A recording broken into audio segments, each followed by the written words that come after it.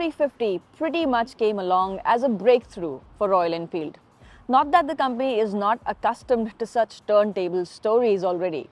The Himalayan was a breakthrough, so was the 650 twin engine. But the Hunter is the smallest, most affordable modern Royal Enfield. A lot has been said and praised about how it's a lighter and sportier motorcycle in the lineup.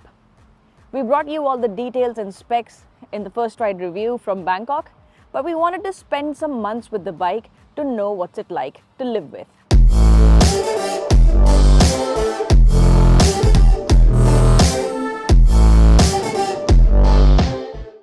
So a lot of this time was spent sputtering along the city streets around Delhi and Noida, and a couple of long-ish highway runs where we took it to Agra and back, because why not?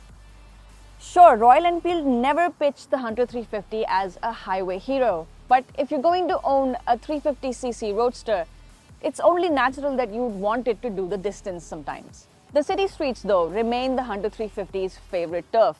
The fact that it is low and compact and super easy to maneuver make office commutes really great. And the seat height is only 790 mm. The weight is much lesser comparatively at 177 kilograms, making something like taking a U-turn very easy, for example. Besides the accessible dimensions, the engine makes city runs fun. It is the same classic 350 engine, but better. It's torquey, it's tractable, and the exhaust has a very distinctive Hunter sound to it. Vibrations are minimal. In fact, the engine feels quite refined. Of course, do not be expecting engine refinement Honda style. The only trouble is that the clutch lever action is heavy, which may be okay for short commutes, but if you're going to do a run like Delhi-Gurgaon or further, for example, it feels even heavier as it tires you down. Plus the rear view mirrors, which are round and do go with the Hunter's aesthetics, well, they don't really show you much of what you want to see behind the bike. And while vibrations aren't really a problem on this bike overall, they are for the mirrors because they do end up vibrating quite a lot.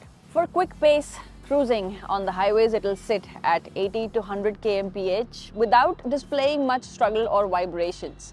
It's only after prolonged usage that you might feel some of it on the hands, but none of it really is a problem. As I mentioned earlier that the engine is very tractable, you could be in the fifth gear and just twist open the throttle for an overtaking maneuver without having to downshift, and it does that without much struggle there at all. Plus, the benefit of roadster style motorcycles is that the wind blast, even at speeds like of 100 kmph, is not really a problem.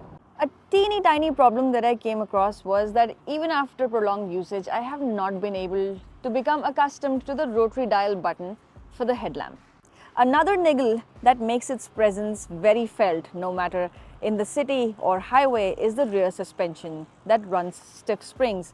While you can learn to deal with this around city streets, even slight undulations on highways can be unsettling. So the Hunter impresses more within city limits than touring outings. But if I sit down and weigh the pros and cons, what the bike promises and what it delivers and what it asks for in terms of money, I think that this is a good-looking, good-sounding, peppy, young city bike which is a brilliant value for money.